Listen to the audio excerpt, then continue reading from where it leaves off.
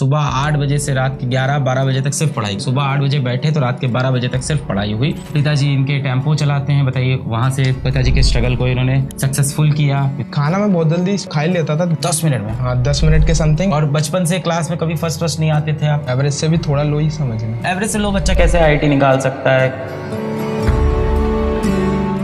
सच बताऊं तो थोड़ा सा टाइम मैनेज नहीं हो पाता था। मैंने 11th थोड़ा बहुत करा था। आखिरी में आते आते मेरे मदर की डेथ हो गई थी ड्यू टू पैंक्रियाटिक कैंसर। फिर उसके बाद से फ्लो टूट गया था। फ्लो टूटने के बाद फिर मेरे को होश आया। फिर मैंने 12th से फिर से स्टार्ट करा पूरी रिगरसली। फिर 12th पे ही फोकस करा क्योंकि 11th का मैनेज नहीं हो पाता था। मेरे मेंस में 91st अटेम्प्ट में 96 परसेंटाइल के समथिंग बने, जो कि थोड़ा कंफ्यूजन था कि ये सेफर साइड पे है कि नहीं। फिर मैंने बोर्ड्स पे ध्यान दिया। बोर्ड्स पे ध्यान देने के बाद बोर्ड्स निकला जैसे तैसे 75 के ऊपर, थोड़ा 78% के समथिंग बना। एंड देन फिर से सेकंड अटेम्प्ट पे फोकस करा। फिर सेकंड अटेम्प्ट में मेरी 98.98% टाइल बन गई पिछले साल।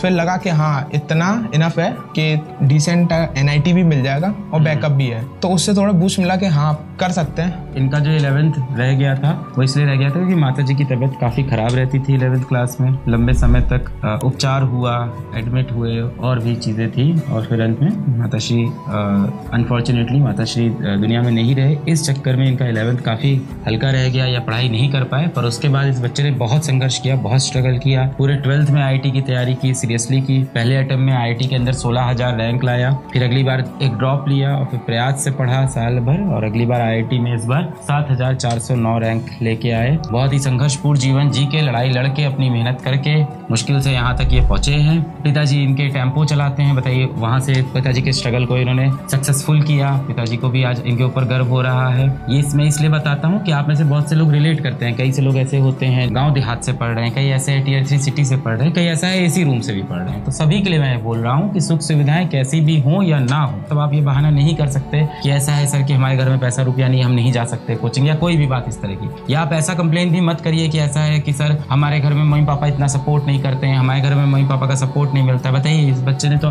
कितनी लड़ाई अकेले लड़ ली ना। 8 से 9 के बीच में मैं लाइब्रेरी पहुंच जाता था। 8:30 बजे से आप लाइब्रेरी के अंदर रिविजन करना शुरू कर देते थे। 1 घंटे के समथिंग रिविजन चलता था। फिर उसके बाद मैं लाइव क्लास में जाता था। वो लाइव क्लास तो आगे बढ़ जाती थी। हाँ वो स्पीड करके। हाँ ये मैंने काफी बच्चों का सुना है कि लाइव क्लास आधा 1 घंटे बाद ज्वाइन करता था, क्लास आगे निकल जाती थी। हाँ। फिर मैं स्पीड अप करके क्लास के अंत तक आते जाते कोशिश करता था पकड़ लूं क्लास को। हाँ। 5 PM तक आपकी सारी क्लासेस फिनिश। अब प्रैक्टिस चालू होती थी। अभी भी लाइब्रेरी में हो आप? हाँ अभी भी लाइब्रेरी में। इनकी पूरी कहानी में इनके ताऊ जी का बड़ा सपोर्ट रहा। कजन भैया हैं, भैया का नाम क्या है? नहीं भैया तो रियल है। भैया आपके रियल है, उनका बड़ा सपोर्ट रहा। हाँ। इन लोग ने बहुत सपोर्ट किया इनका। फिर खाना आ गया, हाफ आवर ब्रेक, हाँ वापस आते हैं आप। खाना मैं बहुत जल्दी स्पीड में मतलब खा ही लेता था 10 मिनट लगभग। 10 मिनट में? हाँ 10 मिनट के समथिंग इतना। हाँ इतना ही लगभग जाता है। लड़के 7-8 मिनट खाना लेट करता बस। हाँ, जानवरों की तरह। फिर फिर ट्रैक पे डायरेक्ट सीधे मतलब लड़की लोग ऐसे तोड़ किसी छोटा सा ऐसे बड़ा फाड़ गया।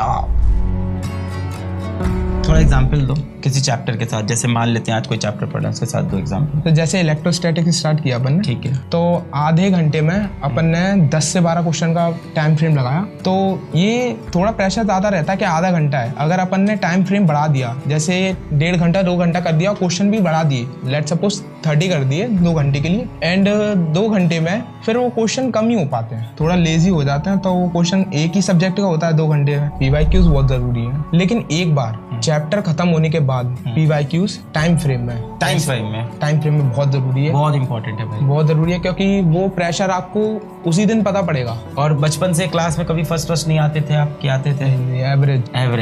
एवरेज से भी थोड़ा लो ही समझना। एवरेज से लो थे। हाँ। तो एवरेज से लो बच्चा कैसे IIT निकाल सकता है, कैसे 7,000 रैंक ला सकता है? क्योंकि हमें से ज्यादा लोग आपसे रिलेट करते हैं। हम ऐसे बच्चों से ज्यादा रिलेट कर पाते हैं जो एवरेज हो या बिलो एवरेज हो और उसके बाद IIT निकाले, ना कि उससे जिसकी IIT के अंदर मान लो 100 रैंक आई है, 200 रैंक आई है। भाई वो तो 9th क्लास से IIT की तैयारी कर रहा है, पढ़ने में हमेशा से अच्छा था। अपने बोर्ड के परसेंटेज बताओ तभी। 78% थे 12th में। तुम ये चीज अच्छी सिखा रहे हो बच्चों को कि ऐसा नहीं है कि लेट बैक क्वेश्चन नहीं हो रहा है तो 1 घंटे लगे हुए हैं। नहीं, बार बार एक ही चीज रिपीट कर रहे हो। तो टाइम फ्रेम में हमेशा क्वेश्चंस को सॉल्व करे। टाइम फ्रेम बहुत, और नहीं हिला तो छोड़ दे क्वेश्चन वाला, क्या करें? बाद में आके डिटर्मिन, बाद में आके उसको ये solve attempt कर लें। तो आप एक एवरेज बच्चा जो है 12th में जिसके 78-79 परसेंटेज है, 10th में 78-79 परसेंटेज है, वो बच्चा भी IIT के अंदर 7000 रैंक, 7500 रैंक ला सकता है अपनी मेहनत करके। क्वेश्चंस को टाइम फ्रेम में करना, शेड्यूल में रहना। अब देखिए इसका शेड्यूल सुनिए, सुबह 8 बजे से रात के 11-12 बजे तक सिर्फ पढ़ाई कर रहा है। तो कोई शेड्यूल नहीं है ऐसा कि इतने देर ये करेंगे वो करेंगे। सुबह 8 बजे बैठे तो रात के 12 बजे तक सिर्फ पढ़ाई हुई, और इसका देखिए रिजल्ट है सामने, आज ये IIT दिल्ली में पहुंच गए हैं। मैं बार बार बोल रहा हूँ, ये 150 से लेके 180 का स्कोर इतना डिफिकल्ट नहीं है, एक एवरेज बच्चा भी स्कोर कर सकता है। बस आपको टीचर्स को फॉलो करना है और प्रैक्टिस करना है।